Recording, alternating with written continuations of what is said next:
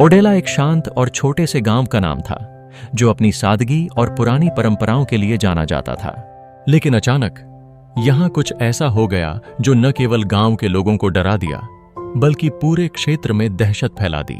एक के बाद एक नवविवाहिताओं की हत्या और बलात्कार की घटनाएं घटित होने लगीं। गांव के लोग भय और अनिश्चितता के माहौल में जीने लगे थे। लेकिन एक दिन एक महिला कीचड़ में सनी हुई और एक आदमी का कटा हुआ सिर पकड़े हुए पुलिस स्टेशन पहुंचती है। वह महिला क्या थी? वह आदमी कौन था? क्या वह महिला मासूम थी या फिर वह इस खौफनाक अपराध का हिस्सा थी? यह कहानी इन सवालों के जवाब ढूंढने की है। ओडेला गांव में एक सप्ताह पहले मामले की शुरुआत हुई। एक नवविवाहिता संगीता, जिसका विवाह 1 महीने पहले हुआ था, सुबह अपने घर से गायब हो गई। उसका शव बाद में पास के जंगल से मिला, लेकिन उसकी हालत ऐसी थी कि पुलिस भी हैरान रह गई। उसे बेरहमी से मारा गया था और उसकी लाश पर बलात्कार का भी निशान था। पुलिस ने जांच शुरू की, लेकिन कोई सुराग नहीं मिला। कुछ दिनों बाद इसी तरह की घटनाएं बढ़ने लगीं। एक और नवविवाहिता जो अभी हाल ही में शादी के बाद अपने पति के साथ गांव आई थी, रात को घर से बाहर निकली और फिर कभी वापस नहीं लौटी। उसकी लाश भी जंगल में पाई गई और फिर वही कहानी, हत्या और बलात्कार। यह सिलसिला लगातार चलता रहा। एक एक करके ओडेला गांव की नवविवाहिताओं की जिंदगी छिनती जा रही थी। गांव के लोग डरे हुए थे और कोई भी रात को अकेले बाहर नहीं निकलता था। पूरे गांव में अफवाहों का बाजार गर्म था। कुछ लोग कहते थे कि यह एक खौफनाक आत्मा का काम है, तो कुछ कहते थे कि किसी शैतान ने गांव में घर बना लिया है। पुलिस असहाय थी और गांव में दहशत फैली हुई थी। फिर एक दिन गांव के एक मामूली पुलिस स्टेशन में एक दृश्य हुआ जिसने सबको चौंका दिया। एक महिला जो कीचड़ में सनी हुई थी, हाथ में एक आदमी का कटा हुआ सिर पकड़े हुए पुलिस स्टेशन में घुसी। उसका चेहरा घबराया हुआ था और उसकी आंखों में खौफ की लकीरें साफ दिख रही थीं। वह बुरी तरह थकी हुई थी और शरीर में बहुत सारी खून की धारियां थीं। क्या यह वही सिर है? पुलिस अधिकारी ने कांपते हुए पूछा जब उसने सिर को मेज पर रखा। महिला ने सिर की ओर देखा और फिर एक गहरी सांस लेकर कहा, यह सिर उस आदमी का है जिसने हमारे गांव की नवविवाहिताओं की हत्या की। यह वही व्यक्ति है जिसने इन लड़कियों के सपनों को चुराया, लेकिन अब वह खुद मेरी आंखों के सामने मरा पड़ा है। महिला की बातों ने पुलिस अधिकारियों को चौंका दिया। यह सिर कैसे आया? क्या यह महिला सच बोल रही थी? क्या यह सिर उसके पास था क्योंकि उसने किसी अपराध को अंजाम दिया था, या फिर वह इस खौफनाक खेल का हिस्सा बन चुकी थी? पुलिस ने महिला को शांत किया और उसकी पूरी कहानी सुनी। महिला का नाम राधिका था। वह ओडेला गांव की एक नवविवाहिता थी जो कुछ महीनों पहले अपने पति के साथ गांव आई थी।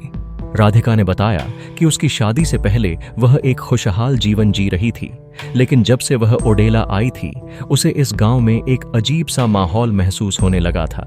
रात को अजीब अजीब आवाजें आती थीं और गांव के बुजुर्ग कहते थे कि यहाँ कोई शैतान है जो नवविवाहिताओं को मार रहा है।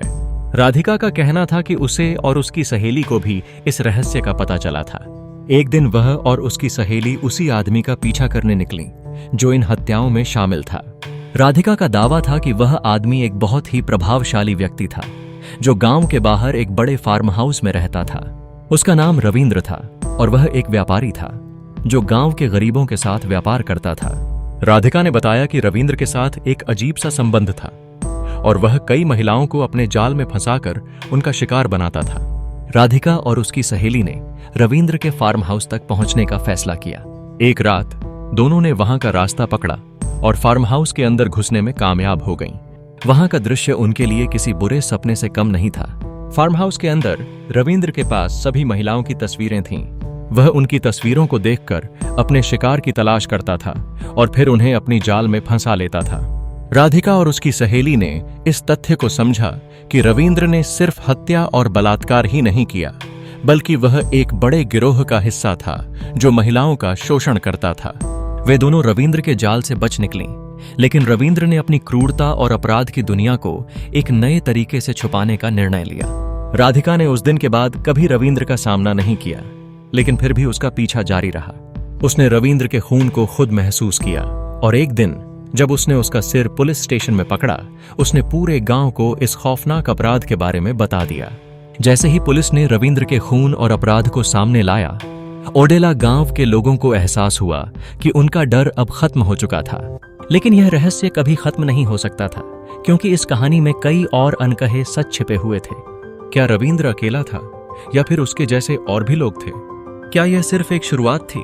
वह महिला राधिका, जो अपनी सहेली के साथ इस अपराध से बच निकली थी, आज भी उस खौफनाक रात को याद करती है, जब उसने एक बुरे सपने को सच्चाई में बदलते देखा।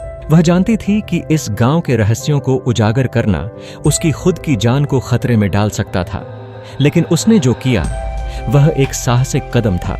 लेकिन ओडेला गांव की दहशत यहीं खत्म नहीं होती। क्या आपको लगता है कि रविंद्र अकेला था, या फिर इस खौफनाक रहस्य में और भी लोग शामिल थे? क्या ओडेला गांव अब पूरी तरह से सुरक्षित हो चुका है? इस रहस्य को जानने के लिए हमारे चैनल को सब्सक्राइब करें और नए अपडेट्स के लिए जुड़े रहें।